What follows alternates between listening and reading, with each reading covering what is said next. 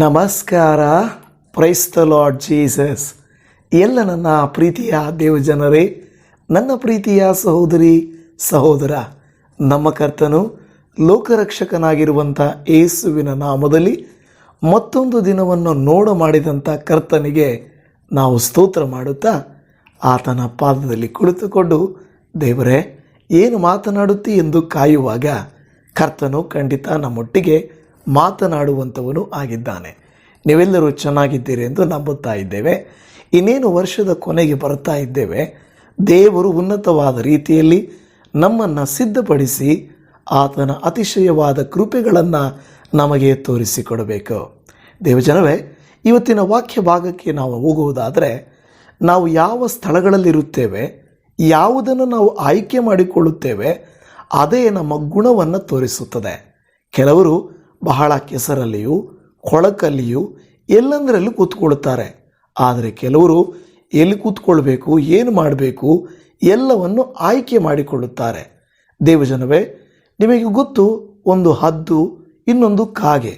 ಹದ್ದು ಶುದ್ಧವಾಗಿಯೂ ಮೇಲಿನ ಸ್ಥಳಗಳಲ್ಲಿ ಕೂತುಕೊಳ್ಳುತ್ತದೆ. ಆದರೆ ಕಾಗೆ ಏನಂದರೆ ಅದು ಹೊಲಸು ತಿನ್ನುತ್ತದೆ ಮತ್ತು ಅದು ಕೂಗುವ ಶಬ್ದ ಕರ್ಕಶವಾಗಿರುತ್ತದೆ. ಹಾಗೆಯೇ ಕೆಲವರ ಆಯ್ಕೆ ಹೇಗೆಂದರೆ ಹಾಗೆ ಇರುತ್ತದೆ. ಇವತ್ತು ದೇವರ ವಾಕ್ಯ ಹೇಳುತ್ತಾ ಇದೆ, ದೇವರು ನಮ್ಮನ್ನು ಹೇಗೆ ಆರಿಸಿಕೊಂಡಿದ್ದಾನೆ, ಎಲ್ಲಿ ಇಟ್ಟಿದ್ದಾನೆ, ಎಲ್ಲಿ ಕೂಡಿಸುತ್ತಾನೆ ಎಂಬುದರ ಕುರಿತಾಗಿ ನಾವು ಧ್ಯಾನ ಮಾಡಿಕೊಳ್ಳೋಣ. ಈ ದಿನದ ಮುಖ್ಯವಾದಂಥ ದೇವರ ವಾಕ್ಯ ಎಫೆಸ ಪತ್ರಿಕೆ 2ನೇ ಅಧ್ಯಾಯ 7ನೇ ವಚನ. ಮುಂದಣ ಯುಗಗಳಲ್ಲಿ ತೋರಿಸಬೇಕೆಂದು ಕ್ರಿಸ್ತ ಯೇಸುವಿನಲ್ಲಿರುವ ನಮ್ಮನ್ನು ಆತನೊಂದಿಗೆ ಎಬ್ಬಿಸಿ ಪರಲೋಕದಲ್ಲಿ ಆತನೊಂದಿಗೆ ಕೂಡಿಸಿದ್ದಾನೆ. ಹಾಲೆಲೂಯ. ದೇವರ ವಾಕ್ಯ ಹೇಳುತ್ತಾ ಇದೆ, ನಮ್ಮನ್ನು ಯೇಸುವಿನೊಂದಿಗೆ ಎಬ್ಬಿಸಿ ಪರಲೋಕದಲ್ಲಿ ಆತನೊಂದಿಗೆ ಕೂಡಿಸಿದ್ದಾನೆ. ಆಮೇನ್. ಭೂಲೋಕ ಎಂಬುದು ಪಾಪ, ಕತ್ತಲು, ಕೆಟ್ಟತನದಿಂದ ತುಂಬಿ ತುಳುಕುತ್ತಾ ಇದೆ. ಆದರೆ ಪರಲೋಕ ಎಂಬುದು ಪರಿಶುದ್ಧವಾದದ್ದು, ಕೊರತೆ ಇಲ್ಲದ್ದು, ಯಾವ ಕೆಟ್ಟತನ ಇಲ್ಲದ್ದು ಆಗಿದೆ. ವಿವರಿಸಲಾಗದೇ ಇರುವಂಥ ಒಂದು ಸ್ಥಳ ಪರಲೋಕ ರಾಜ್ಯ. ಇಲ್ಲಿ ದೇವರು ನಮ್ಮ ಕುರಿತಾಗಿ ಹೇಳುತ್ತಿರುವಂಥ ಮಾತೇನೆಂದರೆ, ಮುಂದಣ ಯುಗಗಳಲ್ಲಿ ತೋರಿಸಬೇಕೆಂದು ಕ್ರಿಸ್ತ ಯೇಸುವಿನಲ್ಲಿರುವ ನಮ್ಮನ್ನು ಆತನೊಂದಿಗೆ ಎಬ್ಬಿಸಿ ಮತ್ತು ಪರಲೋಕದಲ್ಲಿ ಆತನೊಂದಿಗೆ ಕೂಡಿಸಿದ್ದಾನೆ. ದೇವರು ನಮ್ಮನ್ನು ಉನ್ನತವಾದಂಥ ಸ್ಥಳಗಳಲ್ಲಿ ಇರಬೇಕೆಂದು, ಉತ್ತಮವಾದ ಕಾರ್ಯಗಳನ್ನು ಆಯ್ಕೆ ಮಾಡಿಕೊಳ್ಳಬೇಕೆಂದು ಆತನು ಆಶಿಸುವಂಥವನಾಗಿದ್ದಾನೆ. ತಂದೆ ತಾಯಿಗಳಾಗಲಿ ಒಳ್ಳೆ ಕೋರ್ಸ್ಗಳನ್ನು ಮಕ್ಕಳು ಆಯ್ಕೆ ಮಾಡಿಕೊಳ್ಳಬೇಕೆಂದು ನೆನೆಸುತ್ತಾರೆ. ಉತ್ತಮ ಬಟ್ಟೆಗಳನ್ನು ಧರಿಸಿಕೊಳ್ಳಬೇಕೆಂದು ಆಸೆ ಪಡುತ್ತಾರೆ. ಜೀವಿತ ಭಾಗಸ್ವಾಮಿ, ಲೈಫ್ ಪಾರ್ಟ್ನರನ್ನು ಕೂಡ ಅವರಿಗಿಂತ ಉತ್ತಮರನ್ನೇ ಆಯ್ಕೆ ಮಾಡಿಕೊಳ್ಳಬೇಕೆಂದು ಆಸೆ ಪಡುತ್ತಾರೆ. ಕಾರಣ, ನಾವಿರುವ ಸ್ಥಿತಿ ಏನಾದರೂ ನಾವು ಮುಂದಿನ ದಿನಗಳಲ್ಲಿ ಉತ್ತಮ ಉನ್ನತ ಸ್ಥಿತಿಯಲ್ಲಿ ಇರಬೇಕೆಂದು ಇಹಲೋಕದ ತಂದೆ ತಾಯಿಗಳು ಆಶಿಸುವಾಗ, ಪರಲೋಕ ದೇವರು ಕೂಡ ಅದೇ ರೀತಿಯಲ್ಲಿ ಕ್ರಿಸ್ತ ಯೇಸುವಿನೊಂದಿಗೆ ನಮ್ಮನ್ನು ಪರಲೋಕದಲ್ಲಿ ಕೂಡಿಸಬೇಕೆಂದು ಆಶಿಸುತ್ತಾನೆ. ಅದಕ್ಕೆ ನಮ್ಮನ್ನು ಪರಲೋಕ ದೇವರು ನಮ್ಮನ್ನು ಎಲ್ಲಿಟ್ಟಿದ್ದಾರೆ, ಎಲ್ಲಿ ಕೂಡಿಸಿದ್ದಾರೆ ಅಂದರೆ, ನಮ್ಮನ್ನು ಪರಲೋಕದಲ್ಲಿ ಯೇಸುವಿನೊಟ್ಟಿಗೆ ಕೂಡಿಸಿದ್ದಾರೆ. ದೇವಜನವೇ, ಕೀರ್ತನೆ 1:1 ನಾವು ನೋಡುತ್ತೇವೆ. ಏನಂದರೆ, ಯಾವ ರೀತಿಯಾಗಿ ಯಾವನು ದುಷ್ಟರ ಆಲೋಚನೆಯಂತೆ ನಡೆಯದೆ, ಪಾಪಾತ್ಮರ ಮಾರ್ಗದಲ್ಲಿ ನಿಂತುಕೊಳ್ಳದೆ, ಧರ್ಮ ನಿಂದಕರೊಡನೆ ಕೂತುಕೊಳ್ಳದೆ ಎಂದು ಹೇಳುತ್ತದೆ. ಅಂದರೆ ದೇವರ ಮಕ್ಕಳು ಕೂಡ ಎಲ್ಲಿ ಕೂತ್ಕೊಳ್ಳಬಾರದು, ಎಲ್ಲಿ ನಿಂತುಕೊಳ್ಳಬಾರದು, ಯಾರೊಂದಿಗೆ ನಡೆಯಬಾರದು ಎಂದು ಆಲೋಚನೆಗಳನ್ನು ಹೇಳುವಂಥದ್ದಾಗಿರುತ್ತದೆ. ನಾವು ನಮ್ಮ ಮನೆಯವರಿಗೆ, ಮಕ್ಕಳಿಗೆ ಇದನ್ನೇ ಹೇಳಿಕೊಡುತ್ತೇವಲ್ವಾ. ಆ ಥರ ಮಾತಾಡಬೇಡ, ಅಲ್ಲಿ ಕೂತ್ಕೊಳ್ಬೇಡ, ಅವ್ರ ಜೊತೆ ಸೇರಬೇಡ, ಹಾಗೆ ಜೀವಿಸಬೇಡ ಎಂದು ನಾವು ಆಲೋಚನೆಗಳನ್ನು ಹೇಳುತ್ತಾ ಇದ್ದೇವೆ. ದೇವಜನವೇ, ಸಹೋದರಿ ಸಹೋದರ, ನಿಮ್ಮ ಕುರಿತಾಗಿ ನನ್ನ ಕುರಿತಾಗಿ ಕೂಡ ದೇವರು ಅದೇ ರೀತಿಯಲ್ಲಿ ನಾವು ಯೇಸುವಿನೊಟ್ಟಿಗೆ ಒಡನಾಟ ಮಾಡಬೇಕೆಂತಲೂ, ಯೇಸುವಿನೊಂದಿಗೆ ನಾವು ಕೂಡಬೇಕೆಂತಲೂ, ಯೇಸುವಿನೊಂದಿಗೆ ನಾವು ನಿವಾಸ ಮಾಡಬೇಕೆಂತಲೂ ಪರಲೋಕದ ತಂದೆ ದೇವರು ಆಸೆ ಪಡುವಂಥವನಾಗಿದ್ದಾನೆ. ಉತ್ತಮವಾದದ್ದನ್ನೇ ನಾವು ಆಯ್ಕೆ ಮಾಡಿಕೊಳ್ಳಬೇಕೆಂದು, ಉತ್ತಮ ಮಾರ್ಗದಲ್ಲಿ ನಾವು ನಡೆಯಬೇಕೆಂದು ದೇವರು ಆಶಿಸುತ್ತಾನೆ. ಹೇಗೆಂದರೆ, ತಂದೆ ತಾಯಿಗಳು ಮಕ್ಕಳಿಗೆ ಉತ್ತಮ ಡ್ರೆಸ್ಸನ್ನು ಆಯ್ಕೆ ಮಾಡುತ್ತಾರೆ ಅಲ್ವಾ? ಮಕ್ಕಳಿಗೆ ಸೂಟ್ ಆಗುವಂಥ, ಮಕ್ಕಳಿಗೆ ಇಷ್ಟವಾಗುವಂಥ, ಮಕ್ಕಳು ಎದ್ದು ಕಾಣಿಸುವಂಥ ಕಲರು, ಬಟ್ಟೆ ಎಲ್ಲವನ್ನು ಆಯ್ಕೆ ಮಾಡಿಕೊಳ್ಳುವಂತೆ ನಮ್ಮ ಕುರಿತಾಗಿ ಕೂಡ ದೇವರು ಉತ್ತಮವಾದದ್ದನ್ನೇ ಆಯ್ಕೆ ಮಾಡುವುದನ್ನು ನಾವು ನೋಡುತ್ತಾ ಇದ್ದೇವೆ. ಯೋಸೇಫನಿಗೆ ಯಾಕೋಬನು ಕಲರ್ ಡ್ರೆಸ್ಸನ್ನು ಹೊಲಿಸಿದನು. ಯಾಕೆಂದರೆ ಯಾಕೋಬನು ಹಳೆಯ ಒಡಂಬಡಿಕೆಯಲ್ಲಿ ಯೋಸೇಫನನ್ನು ಅಧಿಕವಾಗಿ ಪ್ರೀತಿ ಮಾಡಿದನು. ಅದರ ಸಾದೃಶ್ಯವಾಗಿ ಕಲರ್ ಆದಂಥ ನಿಲುವಂಗಿಯನ್ನು ಆತನಿಗೆ ಹೊಲಿಸಿಕೊಟ್ಟಿದ್ದನ್ನು ನಾವು ನೋಡುತ್ತಾ ಇದ್ದೇವೆ. ಅತಿ ಪ್ರೀತಿ ಉಳ್ಳಂಥ ಮಕ್ಕಳ ಮೇಲೆ ಒಂದು ಸ್ವಲ್ಪ ಅಕ್ಕರೆಯನ್ನು ತೋರಿಸಿಕೊಟ್ಟು ಉತ್ತಮವಾದದ್ದನ್ನು ಆಯ್ಕೆ ಮಾಡಿಕೊಳ್ಳುವಂತೆ ನಾವು ಕೂಡ ಈ ಭೂಲೋಕದಲ್ಲಿರುವಾಗ ಪರಲೋಕವನ್ನು, ಯೇಸುವಿನೊಂದಿಗೆ ಇರುವುದನ್ನು ಆಯ್ಕೆ ಮಾಡಿಕೊಳ್ಳಬೇಕೆಂದು ದೇವರು ಆಶಿಸುವಂಥವರಾಗಿದ್ದಾರೆ. ಅದಕ್ಕೆ ಇಲ್ಲಿ ನಮ್ಮನ್ನು ಆತನೊಂದಿಗೆ ಎಬ್ಬಿಸಿ ಪರಲೋಕದಲ್ಲಿ ಆತನೊಂದಿಗೆ ಕೂಡಿಸಿದ್ದಾನೆ ಎಂದು ಹೇಳುತ್ತಾ ಇದೆ. ಹಲ್ಲೆಲೂಯಾ, ಕರ್ತನ ನಾಮಕ್ಕೆ ಸ್ತೋತ್ರ ಉಂಟಾಗಲಿ. ಕೊಲೊಸ್ಸೆಯವರಿಗೆ ಬರೆದ ಪತ್ರಿಕೆಯಲ್ಲಿ 3ನೇ ಅಧ್ಯಾಯ 1 ಮತ್ತು 2ನೇ ವಾಕ್ಯದಲ್ಲಿ, ಆದ ಕಾರಣ ನೀವು ಕ್ರಿಸ್ತನೊಂದಿಗೆ ಎಬ್ಬಿಸಲ್ಪಟ್ಟಿರುವುದರಿಂದ ಮೇಲಿರುವವುಗಳನ್ನು ಹುಡುಕಿರಿ, ಅಲ್ಲಿ ಕ್ರಿಸ್ತನು ದೇವರ ಬಲಗಡೆಯಲ್ಲಿ ಆಸನಾರೂಢನಾಗಿದ್ದಾನೆ. ಮೇಲಿರುವಂಥವುಗಳ ಮೇಲೆ ಮನಸ್ಸಿಡಿರಿ, ಭೂ ಸಂಬಂಧವಾದವುಗಳ ಮೇಲೆ ಇಡಬೇಡಿರಿ. ಎಷ್ಟು ಸ್ಪಷ್ಟವಾಗಿ ಪೌಲನು ಕೊಲೊಸ್ಸೆ ಸಭೆಗೆ ಬರೆಯುತ್ತಾ ಅಲ್ಲಿ ಹೇಳುತ್ತಾ ಇದ್ದಾರೆ, ಆದ ಕಾರಣ ನೀವು ಕ್ರಿಸ್ತನೊಂದಿಗೆ ಎಬ್ಬಿಸಲ್ಪಟ್ಟಿರುವುದರಿಂದ. ಎಲ್ಲಿಂದ? ಮರಣದಿಂದ, ಅಂಧಕಾರದಿಂದ, ನರಕದಿಂದ, ಸೈತಾನನ ಕೈಯಿಂದ, ಸೈತಾನನ ಕಪಿಮುಷ್ಟಿಯಿಂದ, ಸರಪಣಿಗಳಿಂದ ದೇವರು ನಮ್ಮನ್ನು ಆ ಮರಣದಿಂದ ಎಬ್ಬಿಸಲ್ಪಟ್ಟವರಾಗಿರುವುದರಿಂದ ನಾವು ಇನ್ನೂ ಹಳೆಯ ಕಾರ್ಯಗಳು, ಅಂಧಕಾರ ಕೃತ್ಯಗಳು ಅವುಗಳನ್ನು ಹುಡುಕಬಾರದು ಎಂದು ದೇವರ ವಾಕ್ಯ ಹೇಳುತ್ತಾ ಇದೆ. ದೇವಜನವೇ, ಹಂದಿಯು ಕೆಸರನ್ನು ಇಷ್ಟಪಡುತ್ತದೆ, ಕುರಿಯು ಒಳ್ಳೆಯ ಸ್ಥಳವನ್ನು ಇಷ್ಟಪಡುತ್ತದೆ.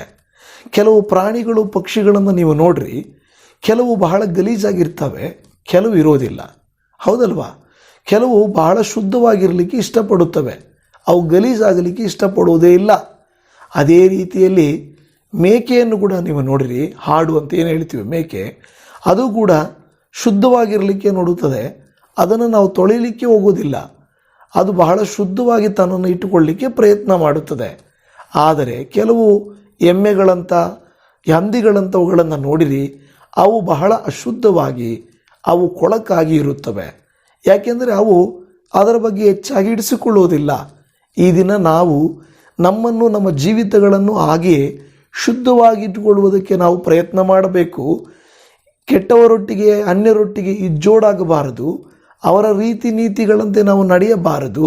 ನಮಗಂತ ದೇವರು ಇಟ್ಟಿರುವಂಥ ನಿಯಮಗಳನ್ನು ಪಾಲನೆ ಮಾಡಿ ಆ ಮಾರ್ಗದಲ್ಲಿ ನಾವು ನಡೆಯುವುದಾದರೆ ದೇವರು ಹೇಳ್ತಾನೆ, ನಮ್ಮನ್ನಾತನು ಪರಲೋಕದಲ್ಲಿ ಯೇಸುವಿನೊಂದಿಗೆ ಕೂಡಿಸುತ್ತಾನೆ. ಹಲ್ಲೆಲೂಯಾ.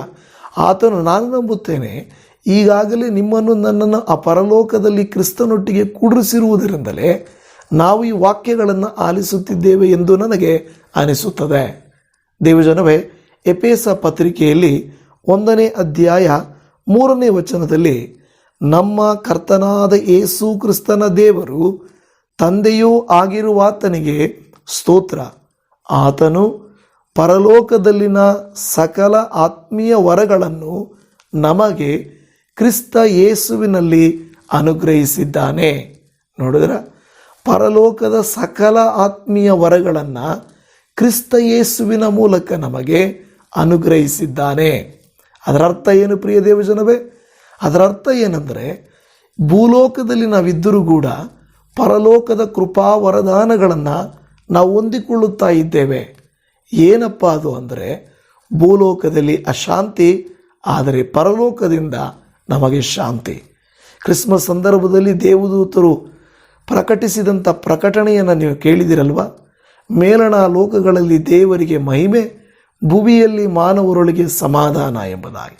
ಆ ಸಮಾಧಾನ ಮಾನವರೊಳಗೆ ಬರುವುದಿಲ್ಲ, ಮೇಲಿನಿಂದ ಬರಬೇಕು. ಯೇಸು ಕ್ರಿಸ್ತನ ಶಿಷ್ಯರು ಆತನ ಮರಣದ ನಂತರ ಭಯಪಟ್ಟು ಬಚ್ಚಿಟ್ಟುಕೊಂಡಿದ್ದಾಗ ಸ್ವಾಮಿ ತಾನೇ ಅವರ ನಡುವೆಯಲ್ಲಿ ನಿಂತು, ನಿಮಗೆ ಸಮಾಧಾನವಾಗಲಿ, ನನ್ನ ಶಾಂತಿಯನ್ನು ನಿಮಗೆ ಬಿಟ್ಟು ಹೋಗುತ್ತೇನೆ ಎಂದು ಹೇಳಿದನು. ಈ ದಿನ ನೀವು ನಾನು ಶಾಂತಿಯನ್ನು ಹುಡುಕುತ್ತಿದ್ದೇವಾ? ಸಮಾಧಾನವನ್ನು ಹುಡುಕುತ್ತಿದ್ದೇವಾ? ದೈವ ಕೃಪೆಯನ್ನು ಹುಡುಕ್ತಾ ಇದ್ದೇವಾ? ದೈವಿಕ ಕೃಪಾ ವರದಾನಗಳನ್ನು ಹುಡುಕುತ್ತಾ ಇದ್ದೇವಾ? ಅದು ಮನುಷ್ಯರಿಂದಲೂ ಭೂಮಿಯಲ್ಲಿಯೂ ನಮಗೆ ಸಿಗುವುದಿಲ್ಲ. ಅದು ಪರಲೋಕದಿಂದ ದೇವರಿಂದ ನಮಗೆ ಕೊಡಲ್ಪಡುವಂಥವುಗಳು ಆಗಿದೆ.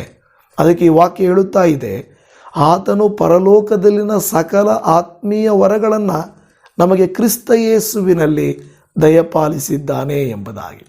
ಈಗ ಈ ವಾಕ್ಯ ಹೇಳುತ್ತಾ ಇದೆ, ನಮ್ಮನ್ನು ಮೊದಲನೇ ವಾಕ್ಯ, ನಮ್ಮನ್ನು ಪರಲೋಕದಲ್ಲಿ ಆತನೊಂದಿಗೆ ಕೂಡ್ರಿಸಿದ್ದಾನೆ. ಇಂಗ್ಲೀಷಲ್ಲಿ ಹೇಳ್ತದೆ ಸೀಟೆಡ್, ಕೂಡ್ರಿಸಿದ್ದಾನೆ. ಕೂತುಕೊಂಡಿರುವುದು ಅಂದರೆ ಏನಪ್ಪ? ಕೂತುಕೊಂಡಿರುವುದು ಅಂತ ಹೇಳಿದರೆ ಒಂದು ಕೃಪೆ ಕನಿಕರದ ಒಂದು ಸಮಯ, ಒಂದು ಸ್ಥಾನ. ನಮ್ಮನ್ನು ಯಾರಾದರೂ ಒಂದು ಒಳ್ಳೆಯ ಸ್ಥಳದಲ್ಲಿ ಕೂರಿಸಿದರೆ ಅವರು ನಮ್ಮ ಮೇಲೆ ಕೃಪೆ ತೋರಿಸಿ ನಮಗೆ ಆ ಸ್ಥಳವನ್ನು ಕೊಟ್ಟಿದ್ದಾರೆ. ಸೊ ಹಾಗಾದರೆ ದೇವರಿಗೆ ನಮಗೆ ದೇವರು ಯೇಸು ಕ್ರಿಸ್ತನೊಂದಿಗೆ ಪರಲೋಕದಲ್ಲಿ ನಾವು ಕೂಡಿಸಲ್ಪಡುವುದಕ್ಕೆ ಕಾರಣ ಕರ್ತನ ಕೃಪೆ. ತಂದೆಯಾದ ದೇವರ ಕೃಪೆಯು ನಮಗೆ ಲಭಿಸುವುದಕ್ಕಾಗಿ. ಎಫೆಸ ಪತ್ರಿಕೆಯಲ್ಲಿ ನಾವು 2ನೇ ಅಧ್ಯಾಯ 4-5 ಆದರೆ ಕರುಣಾನಿಧಿಯಾಗಿರುವ ದೇವರು ನಮ್ಮ ಮೇಲೆ ಮಹಾಪ್ರೀತಿಯನ್ನಿಟ್ಟು ಅಪರಾಧಗಳ ದೆಸೆಯಿಂದ ಸತ್ತವರಾಗಿದ್ದ ನಮ್ಮನ್ನು ಕ್ರಿಸ್ತನೊಂದಿಗೆ ಬದುಕಿಸಿದನು. ಕೃಪೆಯಿಂದಲೇ ರಕ್ಷಣೆ ಹೊಂದಿದವರಾಗಿದ್ದೀರಿ. ಅಲ್ಲಿ ಕರುಣಾನಿಧಿ ಎಂಬ ಪದ, ಕೃಪೆಯಿಂದಲೇ ರಕ್ಷಣೆ ಎಂಬ ಪದಗಳು ಬರೆಯಲ್ಪಟ್ಟಿವೆ. ಹಾಗಾದರೆ ದೇವರು ನಮ್ಮನ್ನು ಯೇಸು ಕ್ರಿಸ್ತನೊಟ್ಟಿಗೆ ಪರಲೋಕದಲ್ಲಿ ಕೂಡಿಸುವುದಕ್ಕೆ ಮುಖ್ಯ ಕಾರಣ ದೇವರ ಕೃಪೆ ಮತ್ತು ಅಲ್ಲಿ ಹೇಳಿರುವ ಹಾಗೆ ಕರುಣೆ. ಇವು ನಮ್ಮನ್ನೇನು ಮಾಡ್ತಾ ಇದ್ದಾರೆ? ಒಂದು ಉತ್ತಮ ಸ್ಥಾನಕ್ಕೆ, ಉನ್ನತ ಸ್ಥಾನಕ್ಕೆ ತೆಗೆದುಕೊಂಡು ಹೋಗುತ್ತದೆ. ಒಂದು ವಿದ್ಯಾರ್ಥಿ ಚೆನ್ನಾಗಿ ಓದಿ ಪ್ರಯಾಸಪಟ್ಟು ಎಕ್ಸಾಮ್ಸ್ ಎಲ್ಲ ಪಾಸ್ ಮಾಡಿದರೆ ಒಳ್ಳೆ ಜಾಬು, ಒಳ್ಳೆ ಪ್ರಮೋಷನ್ನು, ಒಳ್ಳೆಯ ಸ್ಥಾನಮಾನ ಅವನಿಗೆ ಕೊಡಲ್ಪಡುತ್ತವೆ. ಹಾಗೆಯೇ ದೇವರು ನಿಮ್ಮನ್ನು ನನ್ನನ್ನು ಕೆಲವು ಪರೀಕ್ಷೆಗಳು, ಕೆಲವು ತಡೆಗಳು, ಕೆಲವು ಕಾಯುವಿಕೆಗಳ ನಂತರ ದೇವಾದಿದೇವನು ಈ ವಾಕ್ಯದಲ್ಲಿ ಹೇಳಿದ ಪ್ರಕಾರವಾಗಿ ಆತನು ನಮಗೇನು ಮಾಡ್ತಾನೆ? ಕರುಣೆ ಕೃಪೆಗಳನ್ನು ತೋರಿಸಿ ನಮ್ಮನ್ನು ಉನ್ನತ ಸ್ಥಿತಿಗೆ ಕೂಡಿಸುವಂಥವನು ಆಗಿದ್ದಾನೆ. ಇವತ್ತು ನಿಮಗೂ ಉನ್ನತ ಸ್ಥಿತಿ ಬೇಕಾ? ಕರ್ತನಲ್ಲಿ ಉನ್ನತವಾಗಿ ನೀವು ಇರಬೇಕಾ? ಹಾಗಾದರೆ ನೀವು ನಾನು, ತಂದೆ ದೇವರೇ, ನೀವು ನನಗೆ ಅನುಗ್ರಹಿಸುವ ಕೃಪೆಯ ಮೇರೆಗೆ ನನ್ನ ಸ್ಥಾನವನ್ನು, ನನ್ನ ಪರಿಸ್ಥಿತಿಯನ್ನು, ನನ್ನ ಕುಟುಂಬದ ಸ್ಥಿತಿಯನ್ನು ರೂಪಾಂತರಪಡಿಸು, ಉನ್ನತಿಗೇರಿಸು, ಆಶೀರ್ವದಿಸು ಎಂದು ನಾವು ಕೇಳುವಂಥವರಾಗಿರಬೇಕು. ಆ ರೀತಿ ನಾವು ಕೇಳುವುದಾದರೆ ಕರ್ತನು ಖಂಡಿತವಾಗಿ ನಮಗೆ ಸಹಾಯ ಮಾಡುತ್ತಾರೆ. ಹಾಗಾದರೆ ಮತ್ತೆ ನಮ್ಮನ್ನು ಪರಲೋಕ ದೇವರು ಪರಲೋಕದಲ್ಲಿ ಕೂಡಿಸಿರುವುದಕ್ಕೆ ಕಾರಣ ಏನೆಂದರೆ, ಆತನು ಅದು ಏನನ್ನು ಸೂಚಿಸ್ತದಂದರೆ ಮುಕ್ತಾಯವಾದಂಥ ಕಾರ್ಯವನ್ನು ತೋರಿಸ್ತದೆ. ಈಗ ಎಕ್ಸಾಮ್ ಬರೆದು ಇಂಟರ್ವ್ಯೂ ಅಟೆಂಡ್ ಮಾಡಿದರೆ ತಾನೇ ಸೀಟಲ್ಲಿ ಕೂರಿಸ್ತಾರೆ. ಅಲ್ಲಿಗೆ ನೀವು ಮಾಡಬೇಕಾಗಿರುವಂಥ ಕಾರ್ಯಗಳು ನೀನು ಮಾಡಿ ಮುಗಿಸಿದೀಯಾ? ನೀನೆಲ್ಲವನ್ನು ಮಾಡಿ ಮುಗಿಸಿ ಮದುವೆ ಮಾಡಿಕೊಳ್ತಾ ಇದೆಯಾ?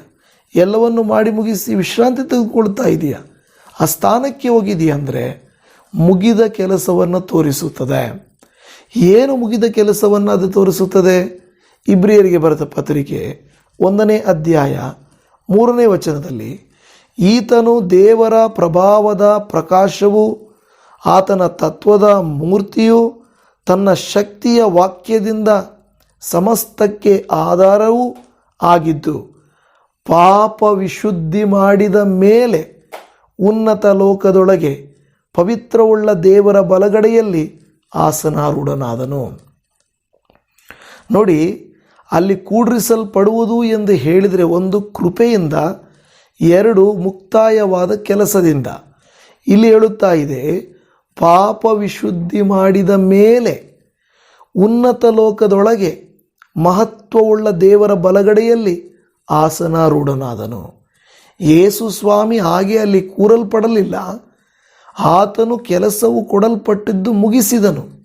ಇವತ್ತು ನೀವು ನಾನು ಆತನು ಕೆಲಸವನ್ನು ಮುಗಿಸಿರುವುದರಿಂದ ಕ್ರಿಸ್ತ ಯೇಸುವಿನಲ್ಲಿ ನಾವು ಪರಲೋಕದಲ್ಲಿ ಕೂಡಿಸಲ್ಪಡುತ್ತೇವೆ. ಸುಮ್ಮನೆ ಆಗನೇ ಕೂಡಿಸಲ್ಪಡುವುದಲ್ಲ, ಆ ಪಾಪ ವಿಶುದ್ಧಿಯ ಕೆಲಸ ಪರಿಪೂರ್ಣವಾಗಬೇಕು. ಅದು ಪರಿಪೂರ್ಣವಾಗಿರುವುದರಿಂದಲೇ ಯೇಸು ಕ್ರಿಸ್ತನು ಪರಲೋಕದಲ್ಲಿ ತಂದೆಯ ಬಲಪಾರ್ಶ್ವದಲ್ಲಿ ಆಸನಾರೂಢನಾಗಿದ್ದನು ಅಂತ ದೇವರ ವಾಕ್ಯ ಹೇಳುತ್ತಾ ಇದೆ. ಅರ್ಥ ಆಗ್ತಾ ಇದೆಯಾ ನಿಮಗೆ? ದೇವಜನವು ಒಂದು ಸ್ಥಾನ ಬರಬೇಕಾದರೆ, ಆ ಸ್ಥಾನಕ್ಕೆ ಬರಬೇಕಾದರೆ ಖಂಡಿತ ಕ್ರಿಸ್ತೇಸುವಿನ ಮೂಲಕವೇ. ನಾವು ನೋಡುತ್ತಾ ಇದ್ದೇವೆ, ಹಳೆಯ ಒಡಂಬಡಿಕೆಯಲ್ಲಿ ಯೋಸೇಫನು ಪ್ರಧಾನಮಂತ್ರಿಯ ಪಟ್ಟಕ್ಕೆ ಬರಬೇಕಾದರೂ ಅವನು ಅವನ ಜೊತೆಯಲ್ಲಿದ್ದ ಸೇವಕರನ್ನು ಕೇಳಿಕೊಂಡನು. ಅವರು ಮರೆತು ಬಿಟ್ಟರು, ಒಬ್ಬನು ಮರೆತು ಬಿಟ್ಟು ಒಬ್ಬರು ಸತ್ತೋದ. ಆದರೆ ನಂತರ ನಾವು ನೋಡುತ್ತೇವೆ, ದೇವರು ಅವನನ್ನು ಸೆರೆಮನೆಯಿಂದ ಅರಮನೆಗೆ ಕರ್ಕೊಂಡು ಬಂದನು, ಇಮ್ಮಿಡಿಯೇಟಾಗಿ ಕರೆತಂದನು. ಹಾಗೆ ನಿಮ್ಮ ನನ್ನ ಜೀವಿತದಲ್ಲಿ ದೇವರು ಈನ ಸ್ಥಿತಿಯಿಂದ ಉನ್ನತ ಸ್ಥಿತಿಗೆ ಕರ್ಕೊಂಡು ಕೂಡಿಸುವುದಕ್ಕೆ ಕಾರಣ ಯೇಸು ಕ್ರಿಸ್ತನು. ಆತನ ಮೂಲಕವೇ ನಮಗೆ ಖಂಡಿತವಾಗಿ ಆ ಸ್ಥಾನ ಸಿಗುತ್ತದೆ. ಮೂರನೇದಾಗಿ, ಆ ಒಂದು ಪರಲೋಕದ ಸಿಂಹಾಸನದಲ್ಲಿ ಪರಲೋಕದಲ್ಲಿ ಕೂಡಿಸುವುದು ಅಂತ ಹೇಳಿದರೆ ಅದರ ಅರ್ಥ ಏನು ಗೊತ್ತಾ? ಒಂದು ಅಧಿಕಾರ. ಒಂದು ನೋಡಿ, ಒಂದು ಸೀಟಲ್ಲಿ ಕೂತ್ಕೊಳ್ತಾರಂದರೆ ಅದು ಅಧಿಕಾರದ ಸೀಟು. ನೀವು ಕೋರ್ಟಿಗೆ ಹೋಗುವಾಗ ಕೋರ್ಟಲ್ಲಿ ಸಾಮಾನ್ಯ ಜನರು ಕೂತ್ಕೊಳ್ಳೋ ಜಾಗ ಇರುತ್ತದೆ, ಲಾಯರ್ಗಳು ಕೂತ್ಕೊಳ್ಳೋದು ಜಾಗ ಇರುತ್ತದೆ, ಖೈದಿಗಳು ನಿಂತುಕೊಳ್ಳುವ ಸ್ಥಳ ಇರುತ್ತದೆ, ತೀರ್ಪು ಮಾಡುವಂಥ ಜಡ್ಜು ನ್ಯಾಯಾಧಿಪತಿಯ ಸೀಟು ಒಂದು ಕಡೆ ಇರುತ್ತದೆ. ಅಂದರೆ ಆ ನ್ಯಾಯ ತೀರಿಸುವ ಸೀಟು, ಅದಕ್ಕೆ ಒಂದು ಮರ್ಯಾದೆ ಇದೆ. ಅದೇ ರೀತಿಯಲ್ಲಿ ಈ ವಾಕ್ಯ ಹೇಳುತ್ತಾ ಇರುವುದು ಏನೆಂದರೆ, ಈ ಪರಲೋಕದಲ್ಲಿ ನಮ್ಮನ್ನು ಕೂಡಿಸುವುದರ ಅರ್ಥ ನಮಗೊಂದು ಅಧಿಕಾರವು ಕೊಡಲ್ಪಡುತ್ತದೆ. ಅವರವರ ಕೃತ್ಯಗಳಿಗೆ ತಕ್ಕಂತೆ ಅವರಿಗೆ ಅಧಿಕಾರವು ಕೊಡಲ್ಪಡುತ್ತದೆ. ಅಂದರೆ ಪರಲೋಕಕ್ಕೆ ಹೋಗುವಂಥ ಅಧಿಕಾರ ದೇವರು ನಮಗೆ ಕೊಡುತ್ತಾನೆ. ಈ ವಾಕ್ಯದಲ್ಲಿ ಎಫೆಸ ಪತ್ರಿಕೆ 1ನೇ ಅಧ್ಯಾಯ 20ರಿಂದ 22ವರೆಗೂ ಆತನ ಬಲಾತಿಶಯವು ಎಷ್ಟು ಮಹತ್ತೆಂಬುದು ಕ್ರಿಸ್ತನಲ್ಲಿ ತೋರಿ ಬಂದಿದೆ. ಹೇಗೆಂದರೆ, ಆತನು ಸತ್ತಿದ್ದ ಕ್ರಿಸ್ತನನ್ನು ಬದುಕಿಸಿ ಪರಲೋಕದೊಳಗೆ ಸಕಲ ರಾಜ್ಯತ್ವ, ಅಧಿಕಾರ, ಮಹತ್ವ, ಪ್ರಭುತ್ವಾದಿಗಳ ಮೇಲೆಯೂ ಈ ಲೋಕದಲ್ಲಿ ಮಾತ್ರವಲ್ಲದೆ ಬರುವ ಲೋಕದಲ್ಲಿ ಸಹ ಹೆಸರುಗೊಂಡವರೆಲ್ಲರ ಮೇಲೆಯೂ ತನ್ನ ಬಲಗಡೆಯಲ್ಲಿ ಕೂಡಿಸಿಕೊಂಡನು. ನೋಡಿ, ಇಲ್ಲಿ ಹೇಳ್ತಾ ಇರುವಂಥ ಮಾತೇನೆಂದರೆ, ಸಕಲ ರಾಜ್ಯತ್ವ, ಅಧಿಕಾರ, ಮಹತ್ವ. ಇದೇನನ್ನು ಸೂಚಿಸುತ್ತದಂದರೆ, ಯೇಸು ಕ್ರಿಸ್ತನು ಆ ಒಂದು ಅಧಿಕಾರವನ್ನು ಹೊಂದಿಕೊಂಡಿರುವುದನ್ನು ನಾವು ನೋಡುತ್ತೇವೆ. ಸ್ವರ್ಗ, ಮರ್ತ್ಯ, ಪಾತಾಳಗಳು ಆತನ ಮುಂದೆ ಅಡ್ಡ ಬೀಳುತ್ತವೆ. ಇಲ್ಲೇ ಹೇಳಿದ ಹಾಗೆ ಆ ವಾಕ್ಯದಲ್ಲಿ ಮುಂದುವರಿಸಿ ನಾವು ಓದಿದರೆ, ಆತನು ಸಮಸ್ತವನ್ನು ಕ್ರಿಸ್ತನ ಪಾದಗಳ ಕೆಳಗೆ ಹಾಕಿದನು. ಇದಲ್ಲದೆ ಆತನನ್ನು ಎಲ್ಲದರ ಮೇಲೆ ಇರಿಸಿ ಸಭೆಗೆ ಶಿರಸ್ಸಾಗಿ ನೇಮಿಸಿದನು ಎಂದು ಹೇಳುತ್ತಾ ಇದೆ. ನಿಮಗೆ ಅರ್ಥ ಆಗ್ತಾ ಇದೆಯಾ? ದೇವಜನವೇ, ವಾಕ್ಯ ಹೇಳುವಂಥ ವಿಷಯ ಏನೆಂದರೆ, ನಮ್ಮನ್ನು ದೇವರು, ಪರಲೋಕ ದೇವರು ಎಲ್ಲಿಟ್ಟಿದ್ದಾನೆ ಅಂದರೆ, ಪರಲೋಕ ದೇವರು ನಮ್ಮನ್ನು ಪರಲೋಕದಲ್ಲಿಟ್ಟಿದ್ದಾನೆ.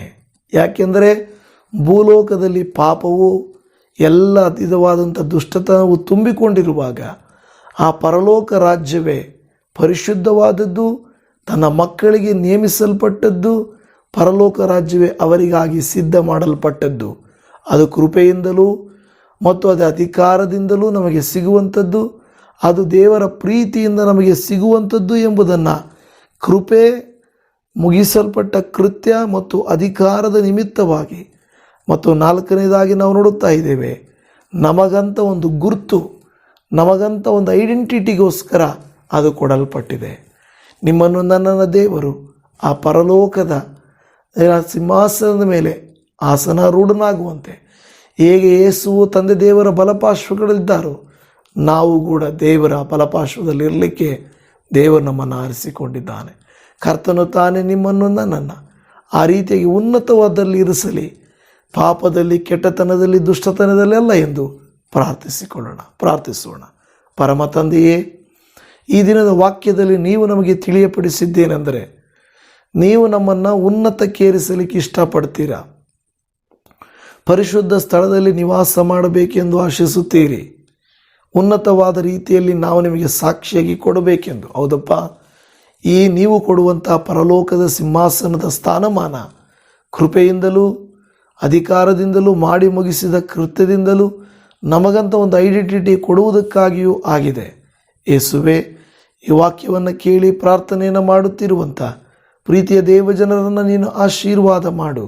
ಆರೋಗ್ಯ, ಸಮಾಧಾನ, ಶಾಂತಿ, ನೆಮ್ಮದಿ ಈ ಒಂದು ತಿಂಗಳು ಮುಗಿಯುತ್ತಿರುವಾಗ, ಈ ವರ್ಷ ಮುಗಿಯುತ್ತಿರುವಾಗ ನೀನು ಅವರ ಮೇಲೆ ವಿಶೇಷ ಕೃಪೆಯನ್ನು ಕೊಟ್ಟು ಕಳೆದ ಕಾಲಗಳಲ್ಲಿ ಕಳ್ಕೊಂಡದ್ದನ್ನು, ಬರಬೇಕಾದದ್ದನ್ನು ಎದುರು ನೋಡುತ್ತಿರುವಾಗ ಅವರ ಹಣಕಾಸಿನ ಪರಿಸ್ಥಿತಿಗಳು, ಅನಾರೋಗ್ಯದ ಪರಿಸ್ಥಿತಿಗಳು, ಅವರು ಎದುರಿಸುತ್ತಿರುವಂಥ ಎಲ್ಲ ಹೋರಾಟದ ಪರಿಸ್ಥಿತಿಗಳನ್ನು ಮಾರ್ಪಾಡು ಮಾಡಿ ನೀನು ಬದಲಾವಣೆ ಮಾಡಿ ಆಶೀರ್ವಾದ ಮಾಡಪ್ಪ. ಹೌದು ಕರ್ತನೇ, ನಿನ್ನ ಸಮ್ಮುಖದಲ್ಲಿ ಕೂತುಕೊಂಡು ಈ ವಾಕ್ಯವನ್ನು ಕೇಳಿ ಪ್ರಾರ್ಥನೆ ಮಾಡಿ ಕೆಲಸಗಳಿಗೂ, ನಮ್ಮ ಪ್ರಯಾಣಗಳಿಗೂ, ನಮ್ಮ ಜೀವಿತದ ಅನುದಿನದ ಜೀವಿತದ ಕಾರ್ಯಗಳಿಗೂ ಹೋಗುವಾಗ ನೀವು ನಮ್ಮ ಸಂಗಡ ಇರುವಂಥ ದೇವರಾಗಿದ್ದೀರಾ. ನಿಮಗೆ ವಂದನೆಗಳು, ಸ್ತೋತ್ರಪ್ಪ. ಈ ಪ್ರಾರ್ಥನೆಯಲ್ಲಿ ಏಕೀಭವಿಸಿ ಪ್ರಾರ್ಥಿಸುತ್ತಿರುವಂಥ ಇವರನ್ನು, ಇವರ ಕುಟುಂಬಗಳನ್ನು ಆಶೀರ್ವದಿಸು ದೇವ. ಪರಲೋಕದ ಸಿಂಹಾಸನದ ಪ್ರಭಾವಗಳು ನಮ್ಮ ಮೇಲೆ ಬರಲಿ ಸ್ವಾಮಿ. ನಿನ್ನ ನಾಮ ಮಹತ್ತಿಗಾಗಿ ನಮ್ಮನ್ನು ಜೀವಿಸುವಂತೆ ನೀನು ಕಾರ್ಯ ಮಾಡು. ಸಣ್ಣವರ ಮೊದಲುಗೊಂಡು ಹಿರಿಯರ ತನಕ ಎಲ್ಲರ ಮೇಲೆ ನಿನ್ನ ಆತ್ಮನ ಮಳೆಯನ್ನು ಸುರಿಯ ಮಾಡು ಸ್ವಾಮಿ. ಯೋಸೇಫನನ್ನು ಪ್ರಧಾನಮಂತ್ರಿ ಮಾಡಿದಿರಿ. Shadrach, Meshach, ಅಬೇದ್ನೆಗೋರು, ದಾನಿಯೇಲರನ್ನು ಉನ್ನತಕ್ಕೆ ತಂದಿರಿ. ಅನೇಕರನ್ನ ನೀವು ಉನ್ನತಕ್ಕೆ ತಂದಕ್ಕೆ ಕಾರಣ ನೀನು ನಮ್ಮನ್ನು ಉನ್ನತಗಳಲ್ಲಿ ಇರಬೇಕೆಂದು ಆಶಿಸುವಂಥ ದೇವರಾಗಿದ್ದೀರಾ. ಸ್ತೋತ್ರ. ಎಲ್ಲೆಲ್ಲ ಈ ವಾಕ್ಯಗಳು ಕೇಳಿಸಲ್ಪಡುತ್ತಿದೆಯೋ, ಯಾವ್ಯಾವ ಜಾಗದಲ್ಲಿ, ಯಾವ್ಯಾವ ಊರಿನಲ್ಲಿ, ಯಾವ್ಯಾವ ಮನಸ್ಸಿನಲ್ಲಿ ಕೇಳಿಸಲ್ಪಡುತ್ತಿದೆಯೋ ಅಲ್ಲಿ ಸಮಾಧಾನವು, ಕೃಪೆಯು, ಅನುಗ್ರಹವು, ಆಶೀರ್ವಾದವು ಇವರಿಗೆ ಸಂಬಂಧಪಟ್ಟವರಿಗೂ ಒಬ್ಬೊಬ್ಬರಿಗೂ ಲಭಿಸಬೇಕೆಂದು ಕರುಣೆಯ ಕರ್ತನು, ಅದ್ಭುತಗಳನ್ನು ಮಾಡುವಾತನು, ಸಹಾಯ ಹಸ್ತ ಚಾಚಿ ಉಪಕಾರ ಮಾಡುವಾತನಾಗಿರುವಂಥ ಯೇಸು ಕ್ರಿಸ್ತನ ಅತಿ ಪ್ರೀತಿಯುಳ್ಳ ಪರಿಶುದ್ಧವಾದ ನಾಮದಲ್ಲಿ ಪ್ರಾರ್ಥಿಸುತ್ತೇವೆ ಪರಮ ತಂದೆಯೇ. ಆಮೇನ್, ಆಮೇನ್, ಆಮೇನ್. ನನ್ನ ಪ್ರೀತಿಯ ದೇವಜನವೇ, ಇವತ್ತಿನ ವಾಕ್ಯವನ್ನು ಕೇಳಿದ್ದಕ್ಕೆ ಧನ್ಯವಾದ. ಕರ್ತನು ನಿಮ್ಮೊಟ್ಟಿಗೆ ಮಾತನಾಡಿದ ನಂಬುತ್ತೇನೆ. ನಿಮ್ಮನ್ನು ಅನುಗ್ರಹಿಸಲಿ. Shalom. Praise the Lord Jesus.